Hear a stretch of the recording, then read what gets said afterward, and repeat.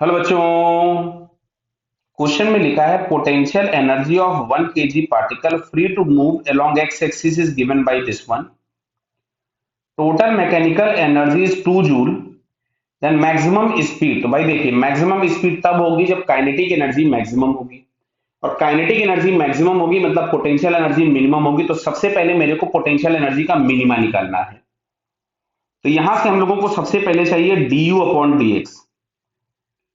तो du upon dx करेंगे तो यहां से हमको समझ में आ रहा है, ये हम लोगों के पास हो गया 4x³ अपॉन 4 माइनस ये आ जाएगा 2x/2 बराबर।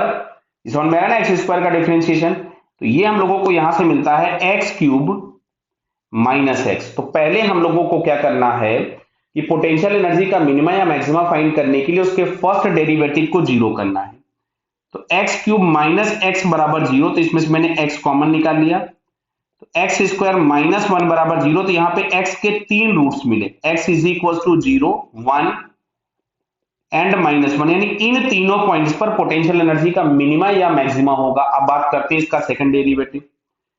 तो d2u अपॉन dx2 अगर हम लोग निकालते हैं तो यार है 3x² - 1, 3x² - 1। इसकी वैल्यू चेक करते हैं। तो d2u अपॉन dx2 अगर हम x बराबर 0 पे चेक करते हैं तो ये आ रहा है -1। अच्छा, ये ग्राफ हमारे पास ऐसा होगा, ये हम लोगों को पता है सेकंड डेरिवेटिव निगेटिव मतलब ग्राफ डाउनवर्ड होता है। तो यहां पे u का मैक्सिमा है।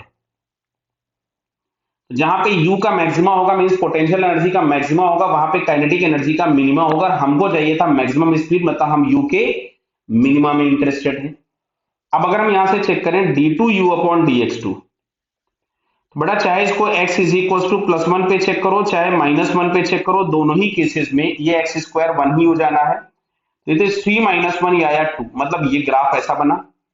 सेकंड डेरिवेटिव पॉजिटिव मतलब ऊपर, तो यहां पे आपको मिलेगा u का मिनिमा। यानी x बराबर 1 या x बराबर -1 पर u का मिनिमा होगा। जहां पोटेंशियल एनर्जी का मिनिमा होगा वहां पे काइनेटिक एनर्जी का मैक्सिमा होगा।